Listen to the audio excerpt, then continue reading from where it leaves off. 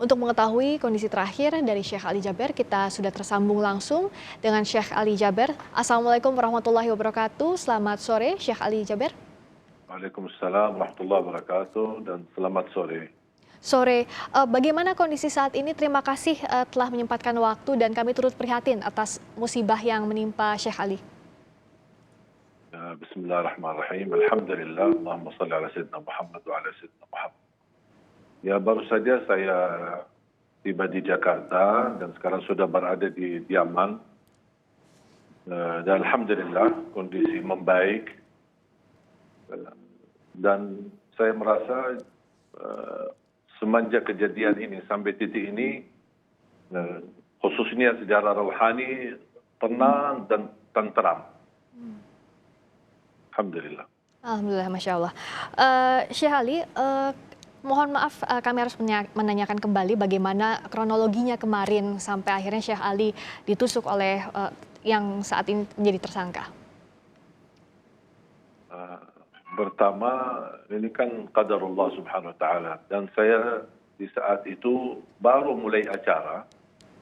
Dan sebenarnya acara ini belum saya mulai berceramah. Maksudnya belum masuk ke materi inti. Baru saya masih interaksi dengan jamaah. Ketika saya melihat tulisan di spanduk di acara ada wisuda, tak hafiz. Saya minta siapa wisuda dan wisudawan. Mohon ada salah satu anak bisa naik ke panggung dan saya ingin tes bacaannya. Naiklah seorang anak perempuan usia 9 tahun, hafal 3 juz. Dan saya pimpin dia untuk membaca suratul Fatihah sambil saya memperbaiki bacaan. Dan kebetulan posisi anak itu di samping kiri saya, bukan di sebelah kanan saya. Begitu dia selesai dan saya pimpin bacaan yang benar seperti apa, saya minta dan tawarkan, Ananda mau hadiah apa? Kemudian dia masih kayak bingung gitu. Udah, tadi aja bunda minta hadiah apa sama saya? Mau sepeda, mau mainan, mau HP. Sampai dia mundar-mandir antara saya sama ibunya. Terakhir dia berkeinginan mendapatkan hadiah umrah. Belum sampai terucap apa yang saya ingin sampaikan kepada dia sebagai hadiah. Ya. Saya minta, boleh nggak bunda pinjam HP-nya, saya mau foto sama anaknya buat kenang-kenangan. Iya. Ternyata HP bunda ini agak sedikit full data-data, jadi tidak bisa dipakai untuk foto lagi. Ya. Makanya saya interaksi dengan jamaah. Boleh nggak jamaah sekalian pinjamkan HP sebentar buat foto? Ya. Dan subhanallah di saat saya lagi fokus ke sebelah kiri dan di hadapan saya, karena rata-rata jamaah ada di depan saya dan kiri saya. Di kanan tidak terlalu banyak karena dia di samping pintu keluar masuk, jadi tidak terlalu ramai. Ya. Karena posisi panggung di halaman masjid dekat pintu keluar dan masuk. Ya. Makanya saya fokus ke kiri, ke kanan, tapi di saat yang sama belum ada respon dari jamaah, baru sebentar mau arah ke kanan, melihat jamaah yang tersisa, barangkali ada yang membawakan HP untuk saya pinjam. Tiba-tiba ada seorang naik panggung dengan cepat. Pikiran saya mau antar HP. Saya tidak menyangka ini ada niat senjata tajam begitu ya? Ya. Tiba-tiba pas saya masih di posisi duduk, santai-santai aja, dan dia tutup dengan cukup kuat.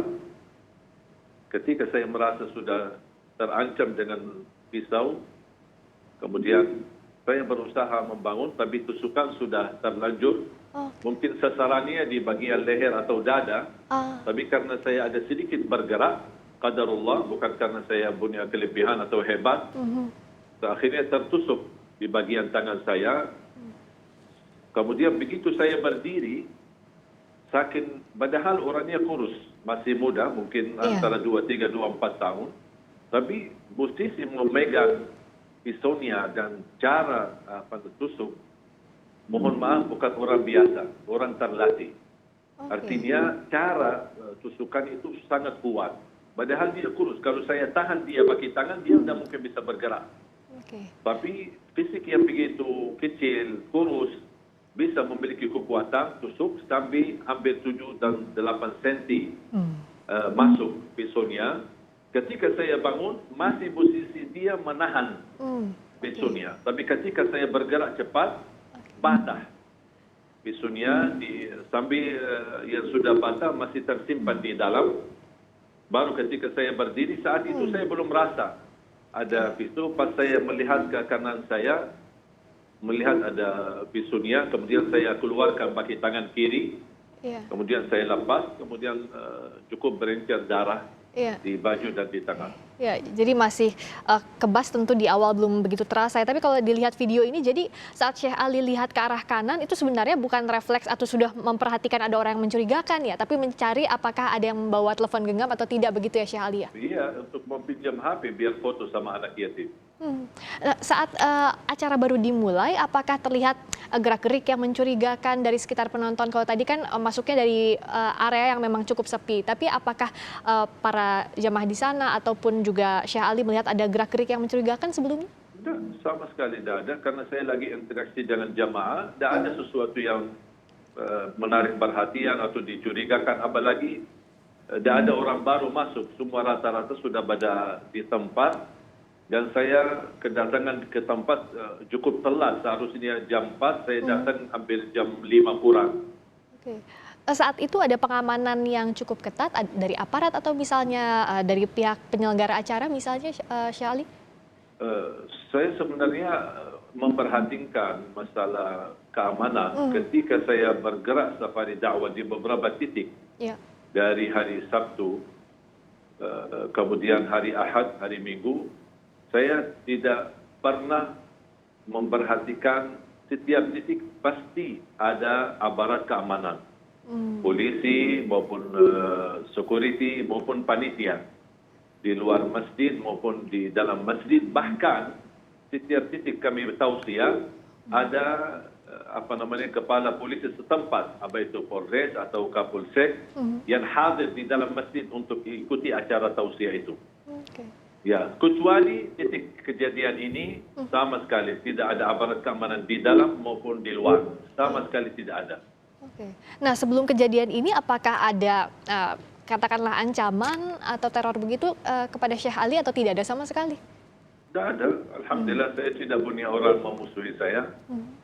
Selama 12 tahun saya berdakwah di Indonesia, alhamdulillah selalu menjaga perasaan hati orang yang muslim, non-muslim.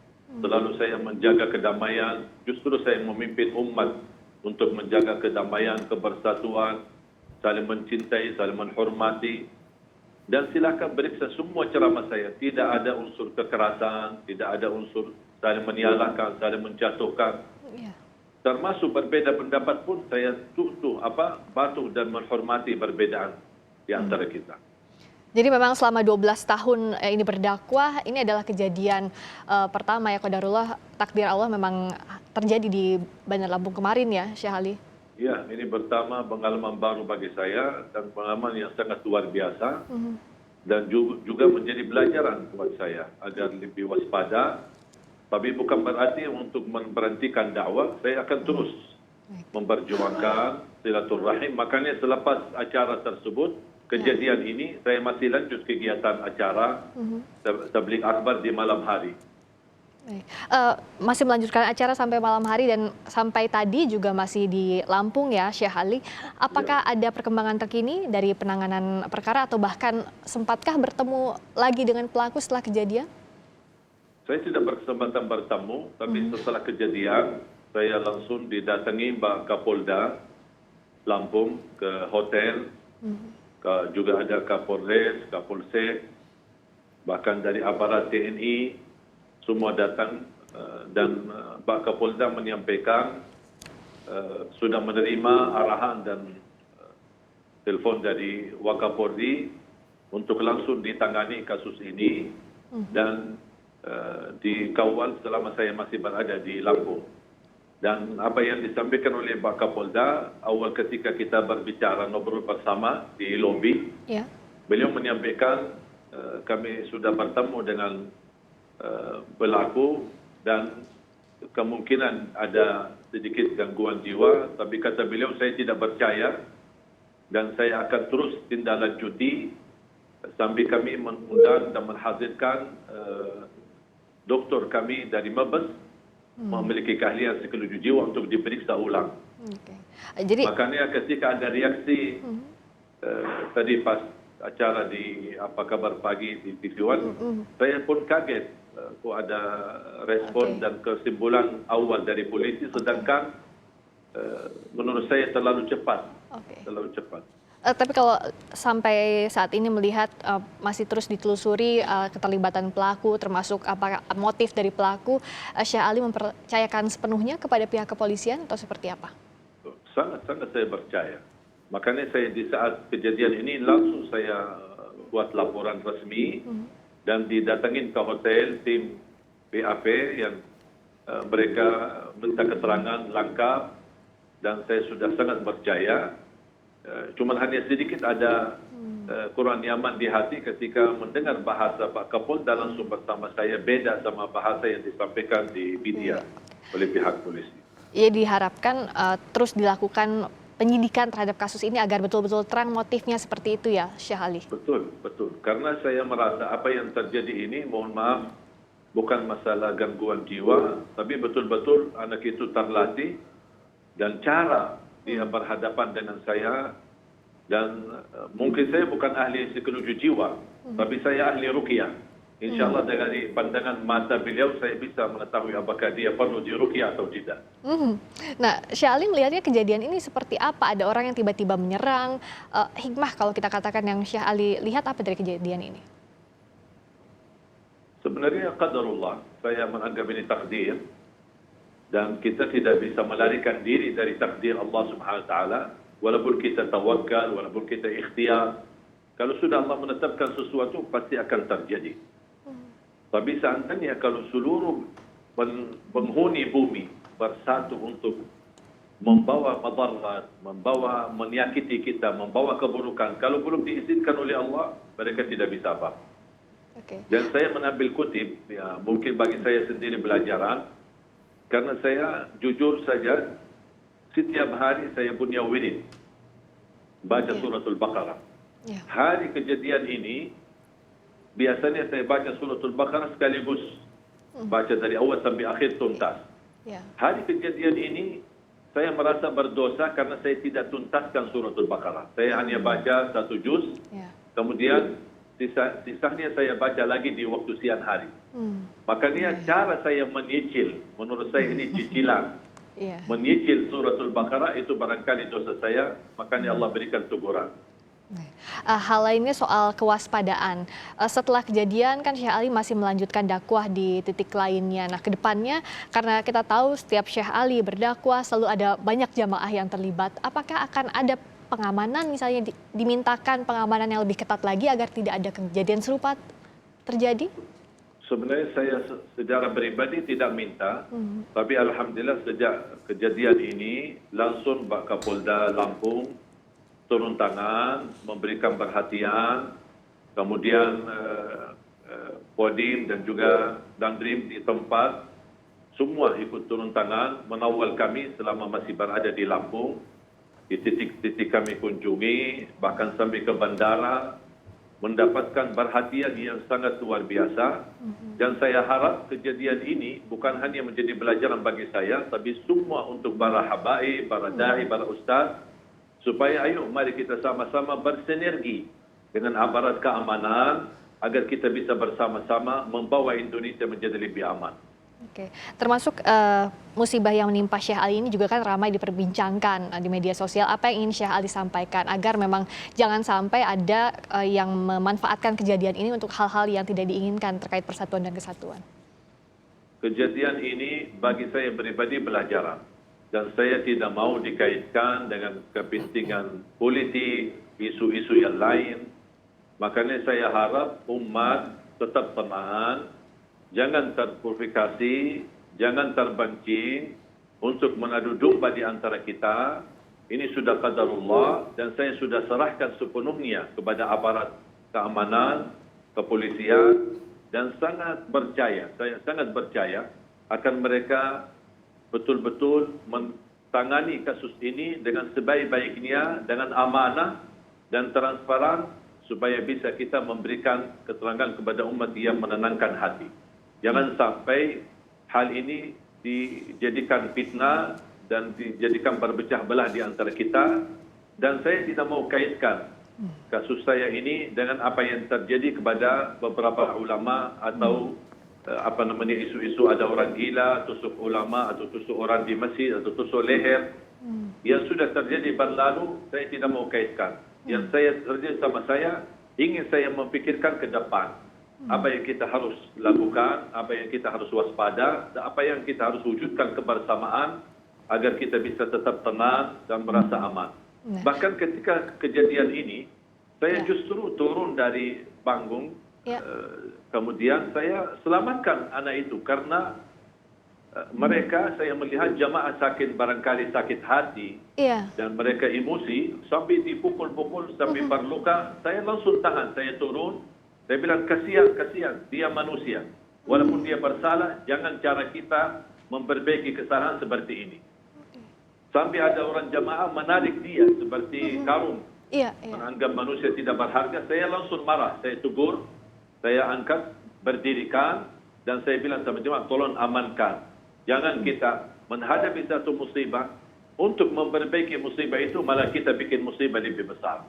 Jadi saat kejadian Syekh Ali masih sempat menahan agar para jemaah tidak main hakim sendiri begitu terhadap pelaku ya? Betul. Saya tidak mau orang bermain hukum sendiri, apalagi kita di negeri hukum. Nah, tadi bicara soal kewaspadaan untuk kedepannya juga agar tidak ada kejadian serupa, Syekh Ali punya pesan apa? Karena kita tahu kegiatan keagamaan tentu ingin diikuti banyak orang, tapi keamanan juga jadi soal yang harus diperhatikan.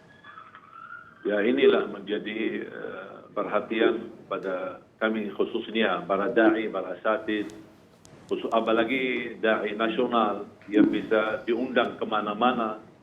Dalam pandemi ini, saya harap adanya kebersamaan, sinergi antara aparat kepolisian. Saya pribadi tidak pernah melangkah isi acara dimanapun sebelum betul-betul diselesaikan segala berkas keizinan. Mau izin dari polisi, mau izin dari majlis ulama, mau izin dari manapun, semua yang terkait, kalau sudah tuntas seluruh izin, baru saya boleh isi. Saya selalu ataskan dan perintahkan tim, kalau saya belum dapat izin atau ada kendala, saya tidak mau isi tausiah.